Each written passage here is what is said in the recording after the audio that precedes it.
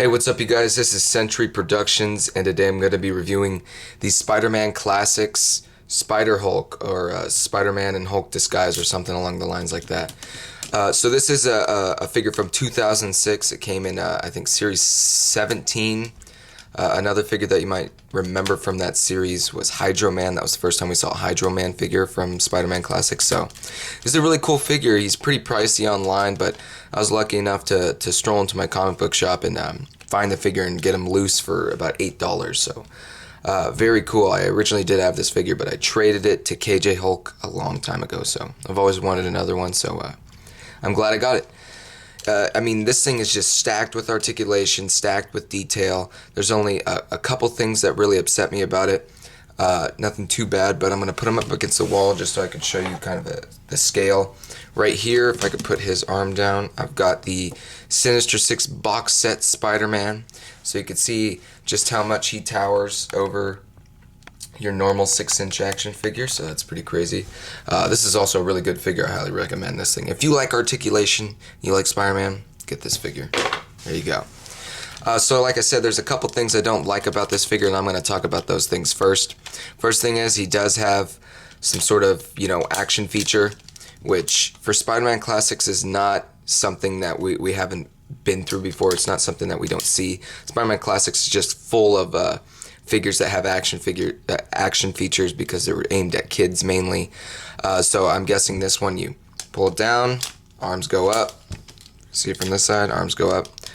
To us it's stupid, but to a little kid they'll probably have so much fun with that. So I'm not getting too upset about that. The other problem I have is this green. You can see the costume is tearing at some parts. You can see you got this really bright green. They go straight into this kind of darkish green. So the greens are not on the same palette. They're not the same greens. That I don't really like. But once again, it's nothing that I'm really going to get too upset about. I mean, this is just a all-around cool figure just to have. It's just crazy. So from what I understand, it's either the Hulk dressing as Spider-Man, the package wasn't too clear, or it was when the Spider-Man became the Hulk for some weird reason. I'm not really too sure. Maybe one of you guys can tell me down there, because I'm not really too educated on the whole situation with this. But like I said, there's articulation everywhere. So let's get into the articulation. We'll talk about the paint and all the other good stuff. As you can see, you guys, chin popping out of this bad boy right here. It's very cool. This is my favorite face too. I love these eyes. So that's very cool. We got ball joints at the top of the arm, which go up and down, front and back. And when you move, they both move right there, so you can see that. But you can see that there's even these little texturing things around there where it's ripping. It's very good. Lots of detail thrown on this thing. It looks really nice. Upward bicep articulation. Once again, more little markings and everything to show that the suit is obviously not big enough for the Hulk. It's still followed through the entire figure. Really nice sculpting right here for the muscle definition. And as you can see, we do have one piece, which is really difficult to move. Then he does have hand articulation or wrist articulation, does 360 degrees. And then my favorite part of the figure, which you don't see this too often. Not only is it individual finger articulation, but even the joints are individually articulated. You can see we've got several pieces of articulation. You can make a full closed fist or open hand. I mean, whatever you want to do.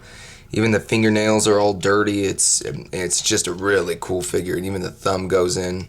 So when you're making that fist, if I could do it right, that thumb goes in perfectly so you can make your fist. So I think that's a really cool piece of articulation to have on such a random action figure. So same thing going on this side. You can see even more of those little texturing scratches and all that good stuff you see right there. Just lots of detail thrown onto this thing. I really like the Spider-Man symbol too. Just too bad this thing is in the way. That sucks, but whatever. Then we do have this diaphragm joint, which goes up and down, side to side. You might be seeing these on some of the bigger Marvel Universe figures now instead of the waist articulation. Just this piece of articulation. You'll see it on the Juggernaut and like Scar and World War Hulk and stuff. But then we also have the waist articulation, so that's really cool. Something that does bother me though is, you see we got all these little markings and everything to indicate that the suit's ripping and everything, but then we just got these fat ball joints that are just boring.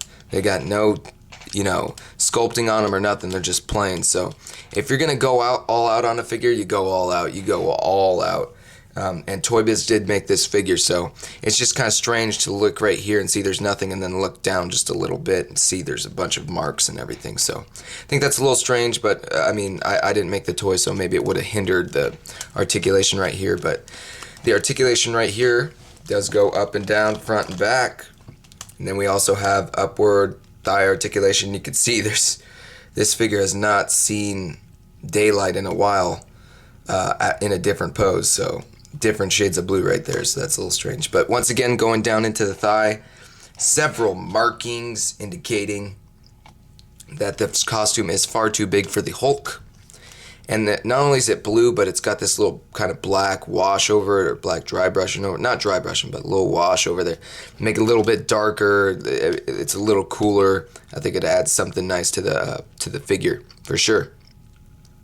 So you can see that black just reaching on right here. Then we do have one piece of articulation at the knee.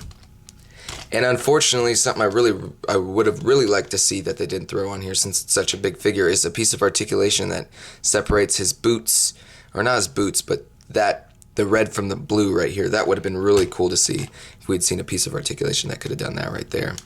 But then we go straight into the legs. Lots of black, some little markings on the side of it.